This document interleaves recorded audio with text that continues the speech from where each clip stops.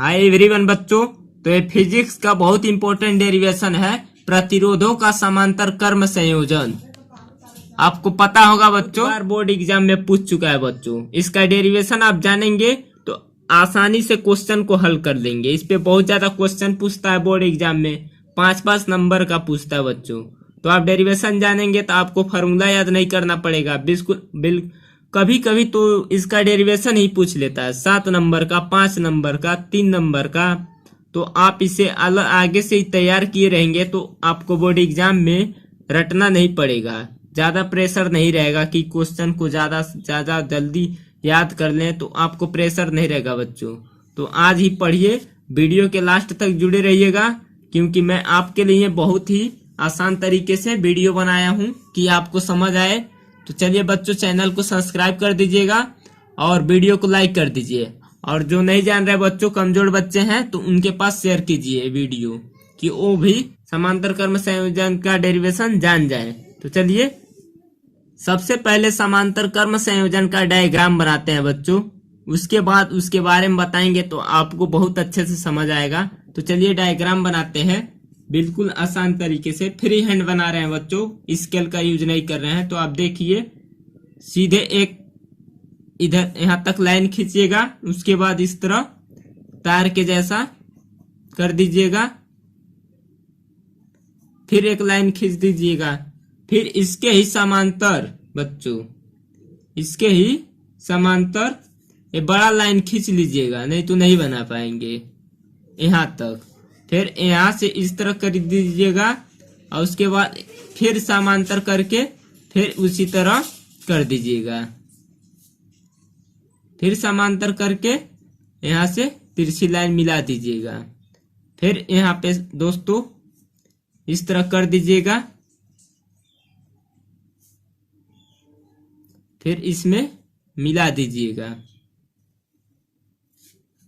यहां तक आपको समझ आया होगा। उसके बाद बच्चों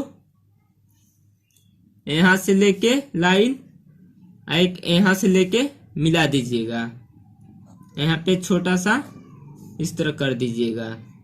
फिर यहां से लेके लाइन यहाँ पे मिला दीजिएगा, यहाँ पे प्लस का चिन्ह लगा दीजिएगा, यहाँ पे माइनस का। इसमें दर्शा दीजिएगा R1, R2, R3। ये B है बच्चों, A है, ये बिंदु। यहाँ पे बच्चों इस तरह कर दीजिएगा, यहाँ पे I लिख दीजिएगा, I1, I2, I3।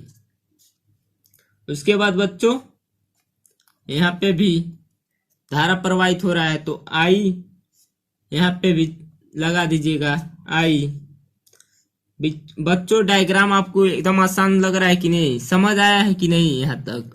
I hope आपको समझ आया होगा। उसके बाद चलिए बच्चों इसके बारे में बताते हैं। तो बच्चों जानेंगे समांतर कर्म संयोजन होता क्या है। तो इसमें सभी प्रतिरोधों को एक सिरे से दूसरे सिरे को, एक बिंदु से और दूसरे सिरे को दूसरे बिंदु से जोड़ते हैं। एक बार और सुनिएगा बच्चों, इसमें सभी प्रतिरोधों के एक सिरे को एक बिंदु से और दूसरे सिरे को दूसरे बिंदु से जोड़ते हैं। इस स्थिति में सभी प्रतिरोधों में धारा का मान अलग अलग लेकिन विभवांतर एक ही होता है। इतना आपको पता होना चाहिए। तो चलिए एक बार और आपको बता देते हैं। इसमें सभी प्रतिरोधों के एक सिरे को एक बिंदु से और दूसरे सिरे को दूसरे बिंदु से जोड़ते हैं। इस स्थिति में सभी प्रतिरोधों में धारा का मान अलग अलग लेकिन विभवांतर एक ही होता है। तो माना, चलिए डेरिवेशन करते हैं। तो माना 3 प्रतिरोध, माना 3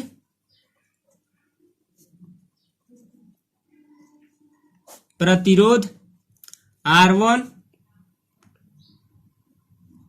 R2 व R3 है, जिन्हें समांतर क्रम में जोड़ना है, जिन्हें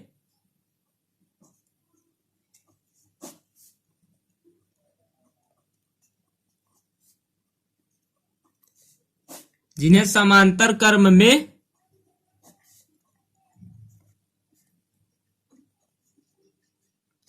जोड़ना है।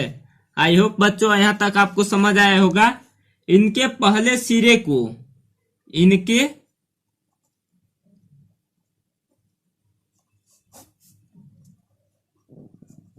पहले सिरे को बिंदु ए, जिस तरह रचना किया जाता है बच्चों सेम उसी तरह लिखते हैं। जैसे ज्यामिति आप पढ़े होंगे क्लास 9 में, तो ज्यामिति क्लास 10th में भी होगा जो ज्यामिति लेते हैं। तो इसी तरह डायग्राम बना के उसके बाद उसका रचना किया जाता है कि यहाँ से यहाँ तक एंगल है बनाए हैं, तो यहाँ से यहाँ तक खींचा, उसके बाद इस तरह खींचा, तो सेम उसी तरह देख के लिखना है बच्चों। तो बिंदु ए से सिरे को बिंदु ए से तथा दूसरे सिरे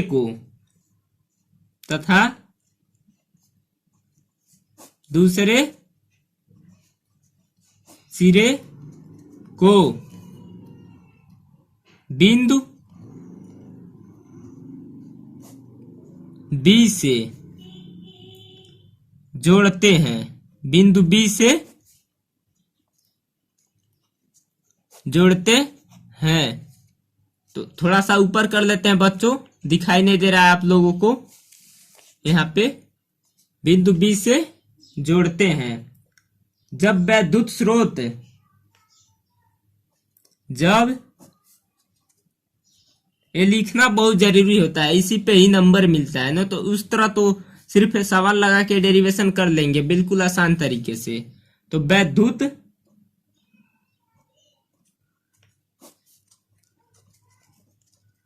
स्रोत से धारा आई निकलती है।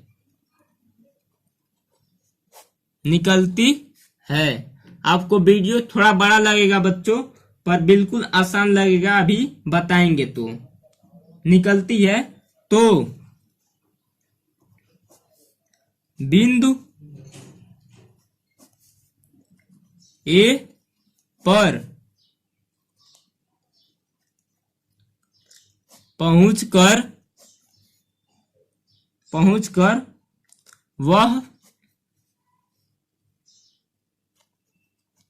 I1, I2 व I3, I1, I2 व I3 में बट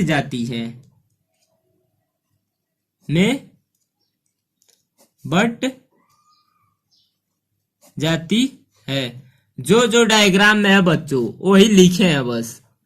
चलिए तो बच्चों यहाँ तक आपको समझ आया होगा, तो इतना जान लीजिए। इस स्थिति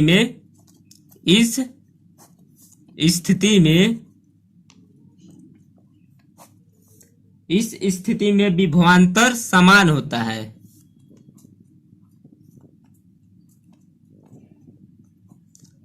विभवांतर समान होता है। यहां तक आपको समझ आया। उसके बाद बच्चों लिखेंगे पहले प्रतिरोधों में प्रवाहित धारा।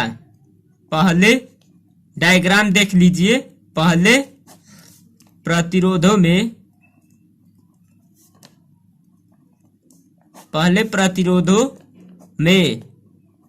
प्रवाहित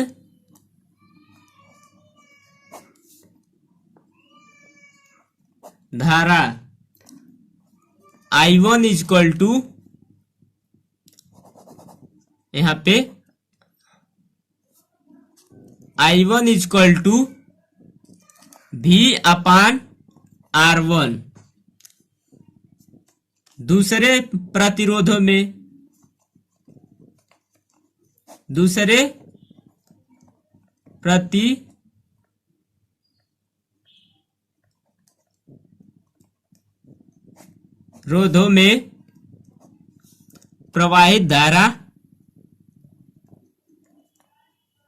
प्रवाहित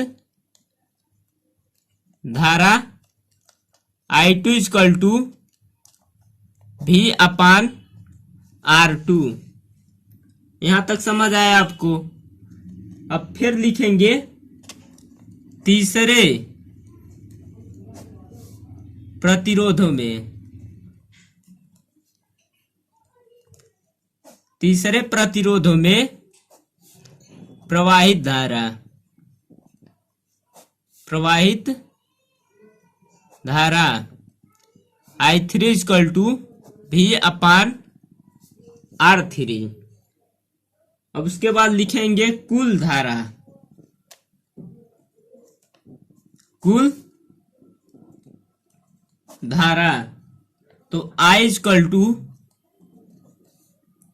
I1 plus I2 plus I3। तो बच्चों I इक्वल टू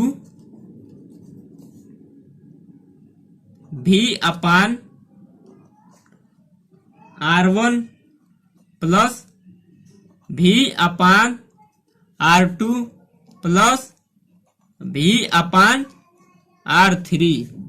I के जगह लिख देते हैं, जैसे I1 के जगह A लिखेंगे, I2 के जगह A लिख देंगे, I3 के जगह A लिख देंगे, पूरे जगह A लिख देंगे।